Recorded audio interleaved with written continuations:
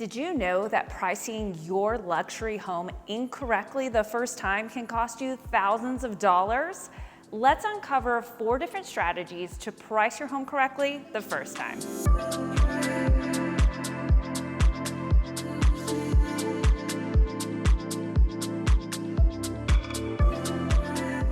Before we get into the nitty-gritty, how do we even price a property? Well, there are 4 things to consider. First thing is a comparable market analysis, so also known as a CMA. What properties are selling? What are they selling for? How many days on market is it taking for these properties to get an offer? This is something you're going to want to look at, and it's all data-driven. Next is current market conditions. What are we seeing in the marketplace right now? While we look at CMAs and comparative market analysis up to 6 months typically, unless we have to keep going or we have to go and expand further and look at other communities, we really try to hyper-localize and focus. But we also want to know what's happening in the nation. Are we seeing the stock market crash? Are we seeing a ton of buyers coming from California and the demand for houses is super high? We want to know what's going on. Is the interest rates going to be lower soon? Is there a new home development happening next door that's bringing in a lot of traffic? There's a lot of things that we're going to want to consider that you're going to want to know. We also, something that I personally do is I always go on the city website and I like to see what new developments are happening, what commercial projects are happening, is there a new casino being built? All these factors are going to have an impact on the pricing of your home and the market conditions. Next, we want to look at the property specifics. So you may have a neighbor who just sold their house for $200,000 more than what your real estate agent is telling you. And you might be asking yourself, why? Why can't I also get that extra $200,000? Well, that property may have an oversized lot or a strip view or a massive pool with a huge casita, and your home may not have those things. So you're going to want to look at those factors as well. Next is the appraisal. So while many people feel like there's going to be a cash buyer for their home, appraisals matter, and it's something you're going to want to uncover and understand. Now, an appraiser comes into a property, and while you may feel like you put some fancy wallpaper on the walls, or you put solar panels, or you did certain additions to a home that should have a larger value increase on your home, the appraiser may not add that to their appraisal or see it as a value add. So you're gonna wanna know what that is. And I've had clients in the past where we can't really figure out the price of their property and what we should list it for. Hire a third-party appraiser to come in and give us a really strong value so that when we do go to market, we are getting that interest because we know what the property's worth, and we also have some insight if the buyer comes in with a loan, what the property could appraise for. So let's get into our pricing strategies. A pricing strategy number 1, pricing the home below market value. You might be saying to yourself, why would I do that? Why would I leave money on the table? And isn't your job as an agent to get me the most money in the shortest amount of time? Yes, that is true, but hear me out. Pricing your home just a tad bit below market value will pique buyers' interest. The number 1 way to get your home sold quickly for the most amount of money with the best terms possible is to have lots of showings. If you don't have any showings, it's very rare that you're going to get any offers. So when you price below market value, it gets buyers to say to themselves, we should really take a look at that property and check it out.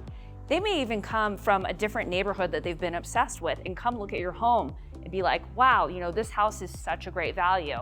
But what ends up happening is there's more buyers like that doing the same thing.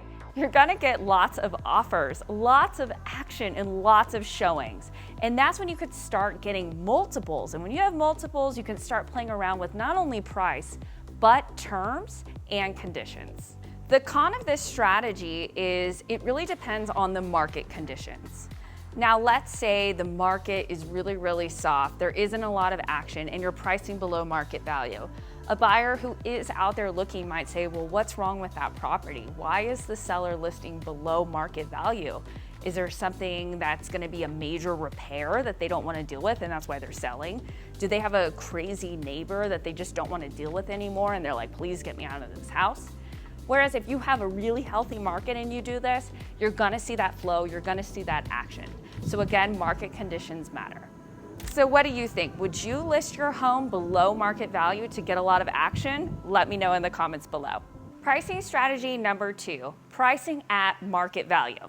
Now, like I shared in the beginning, market conditions, comparable properties, even an appraisal can show you what your property is worth and can open the doors to buyers who are out there comparing other properties.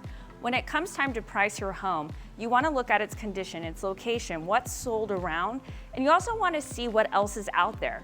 What buyers are coming to our marketplace here in Las Vegas and Henderson are a lot of out-of-state buyers from California and Washington and different states. So what they're doing is they're going on their computers, they're looking at, 4-bedroom, 3-bathroom house with a strip view in the $1 to $3 million range. What does that get for me? And they're comparison shopping. They may not even know about the neighborhoods and the areas just yet. So you want your property to stick out. You want that person sitting in home in California in their bed at midnight, going through properties going, wow, this home looks like a great home and it looks like it's priced really well. Because let's be honest here, buyers are savvy. They are taking the time to do research. And while the real estate agent may have more information in terms of days on market and different anomalies that help the price of a property and those market conditions, they're doing a lot of their own research. So when you have a property and you price it right, you are opening the doors to buyers and saying, yes, we want to sell, we're at a fair price, and we're ready to make a deal. Now, what's the con in this? The con in this could be that you may be leaving some money on the table. Now, what do you mean by that, right? Like, what do you mean I'm leaving money on the table? Well, like I shared with my first strategy, pricing it below market, and you get multiple offers, now you're gonna start being flexible with the terms. You're gonna start being able to get more money on the table. You might get a complimentary lease back. You might get a quicker closing. You might get all cash. Versus when you price it correctly, you may get the 1, 2 offers. You might get a few buyers, and then you're gonna have to be where you plan to be. Pricing strategy number 3, pricing above market value for a reason. Let's say you have completely renovated your home, top to bottom. You have put in all new appliances, you've redone the floors, paint, light fixtures. You've maybe even taken down some walls and expanded space. And none of the other homes that have sold in the last 6 months have had any type of renovation, any type of upgrades. You may be like, well, just because the home in this neighborhood, the last couple homes that have sold, have been about 1.8 to 2.1, they hadn't been touched, they hadn't been renovated. I have completely gutted and renovated this whole home. We've done the yard, and I wanna get somewhere closer to 2.8, 2.9. Now that might be completely reasonable, but it, again, depends on market conditions. If we're in a hot seller's market and we have tons of buyers coming in, they may look at your home and not care how much it costs. They're just happy that they get to be in this particular neighborhood, have a home that they don't even have to touch, and all they have to do is bring their toothbrush and their suitcase.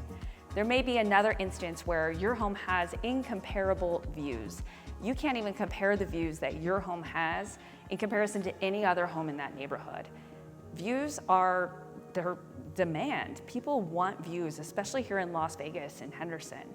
So if your home has a particular view and the other homes don't, you may be able to ask for a premium. So what's the con in this? Well, if the market conditions aren't that healthy, you may find your home sitting on the market a little bit longer. You may find that buyers are coming in and bringing up those comparable properties and saying, well, I understand your home's been renovated, but becoming nitpicky, and that may drive the price down or keep those days on market pretty big. The other problem you might run into is when it comes time, if the buyer is coming to the table with a loan, the appraiser may not appraise your property for what you think it's worth. But in this case, it's very important that you have a savvy agent that is being a resource to the client as well as the appraiser. As someone like myself, I go to the appraisals and I bring those comparable properties, even if they're across town. And I really showcase to the appraiser the amount of love and money that you've put into the home, or I make sure they understand why we priced it where we priced it. And this is something that's invaluable when it comes time to seal the deal. Pricing strategy number 4, pricing way above the market just to do it. Now I understand, we all have a make me move price. We all have a price that if someone knocked on our door and said, I'm gonna give you X amount of dollars, you would look at your significant other or your family and say, you know what, pack up, we're out of here. There is that number, and I totally get it. There's memories, there's love in your home.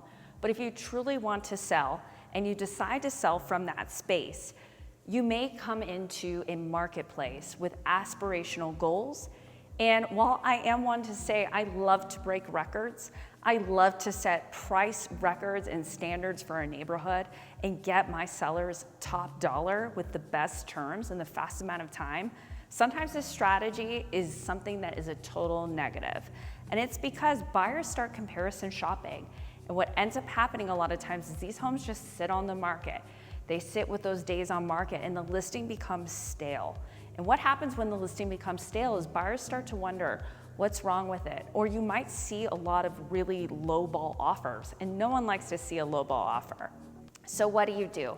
Again, I think it's very important if you do want an aspirational price for your home, or a price that sets a record, or a price that just a make me move price. There are some ways to go about this.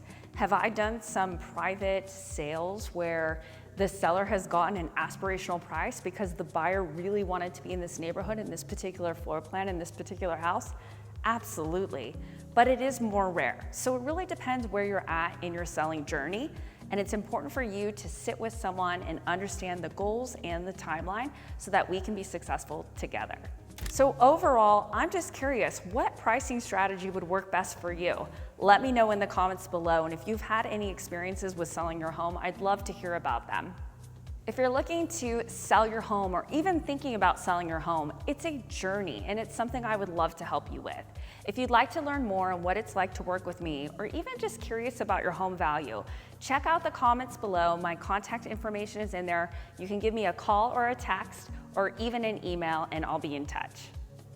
For more videos about Las Vegas and Henderson and high-rises, check out the videos above.